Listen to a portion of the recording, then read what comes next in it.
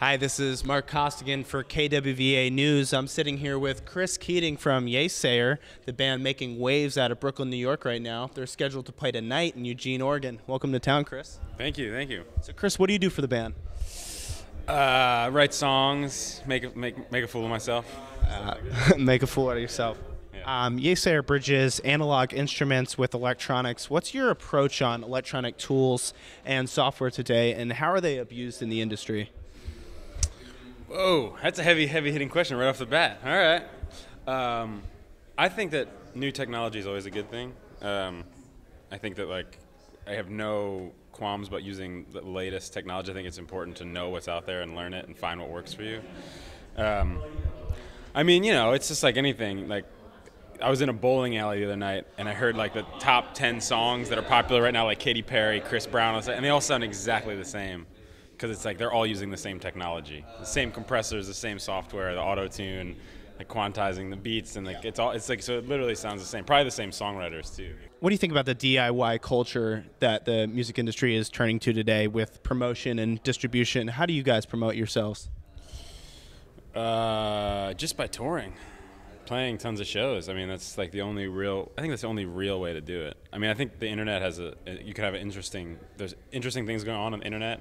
In terms of being able to make interactive videos, or having music videos are again something that people watch. It's kind of like revival of the 80s because bandwidth speeds, and I mean, I'm watching videos again. And but yeah, it's just tour. You got to just tour. If you want to it's all about the live show these days. Yeah, or it's just you just want to get yourself out there. It's we've been all over the world, and I've been to Norway 8 times at this point. But it's you have to go to some place 3 times before you have a really solid crowd. What's your philosophy on giving away music for free?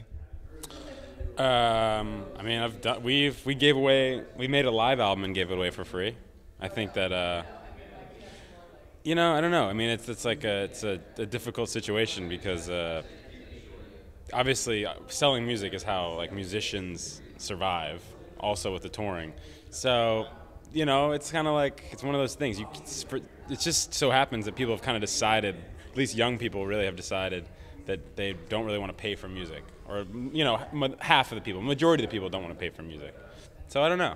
I mean, I'm in favor of it, but I'm also scared of where that's going to lead. Do you think the freedom of the internet and distribution is encouraging better content? Better content? Probably, yeah.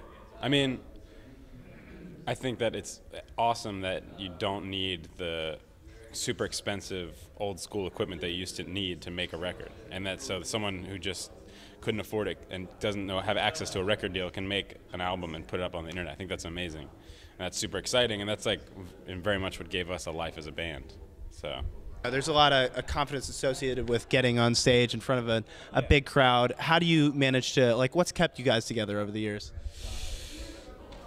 I don't know. We have, I haven't, this is my favorite job I've ever had. So, I think a lot of that, trying to be creative and putting on a good show, but also consistency and just keep doing it. And, I don't know, not getting too big ahead and getting caught up in some rock star bullshit, trying to be all I don't know, I hate that when people are late for their shows, or they cancel shows and never reschedule them, or it's just some prima donna crap, I'm psyched to be working, having this be my job. So I'm that's what gives me enthusiasm all the time. You have a lot of complex time signatures in your music, yet it's a very danceable sound. What's the inspiration behind your intricate rhythms? Yeah, I don't know. I mean, sometimes some of the difficult time signatures are the ones that end up being not as successful live. But I don't know. I think just when you make music, it's like I was saying. When you hear, I really appreciate a lot of contemporary pop stuff on the radio. I think it's really cool. But a lot of it ends up sounding the same. So you listen to different kinds of music, and you want to experiment and put things in a different time signature, change up the beat, just to see if it'll work. A lot of it's experimenting. I mean, And when it's really successful, you don't notice that, and it's not labored. It's like when Radiohead does it, you're like, oh, whoa, I never noticed that song was in 5, or that's that song has a really weird key. It's really strange and really strange chords. It just works. So as long as it doesn't feel like you're trying to force it down the listener's throat, I think that's really cool to be able to do. So Chris, Hype Machine named you the most blogged artist of 2010. Do you have a favorite music blog? Not really. What are your views on the blogging culture that's going on in the music industry right now? I mean, it's a good and a bad thing. I think that Expand on that. I mean, there's certain blogs that are like can be like there was a point when there was like a bit of journalistic integrity, because you had to kind of work your way up through maybe like a magazine system, whatever. It's like Cream or the NME or whatever. And so there was a certain level of professionalism that was expected and a certain level of fact checking. And, obviously it didn't always happen. It seems like these days, information can be disseminated so easily by someone who doesn't know what they're talking about, and that just becomes the thing. And then that's requoted and tweeted, and that's quoted, and the tweet is quoted, and it's like, it's a bit overwhelming. It's this vicious cycle of nonsense that you see in politics, and so you also see it in criticism, and you see it in blog culture. It's just, it kind of becomes like a telephone game of like middle schoolers after a while. So Chris, Yeasayer has played at other campuses, including UW-Madison on the Lake Terrace. What are your favorite aspects of performing on college campuses? I mean, it's always really fun because like college kids just kind of want to have a good time. I don't know. I mean, a lot of those shows are free, and it's just like they come like ready to just have fun, and they're trying to release some kind of energy. And so you always have good shows in those types of environments. It has like the feel of like a really small little festival where everyone's just kind of, there to dance and get messed up and try to get laid or something, So. As the primary singer for the band, how would you describe Yeasayer's live music experience? All-inclusive. I don't know. I used to call it communal ecstatic revelry, that we were trying to get, like, build upon something that, like, escalated to a sensation and, excitement. But that's just kind of what any music is. I don't know. I mean, I try not to describe it, really.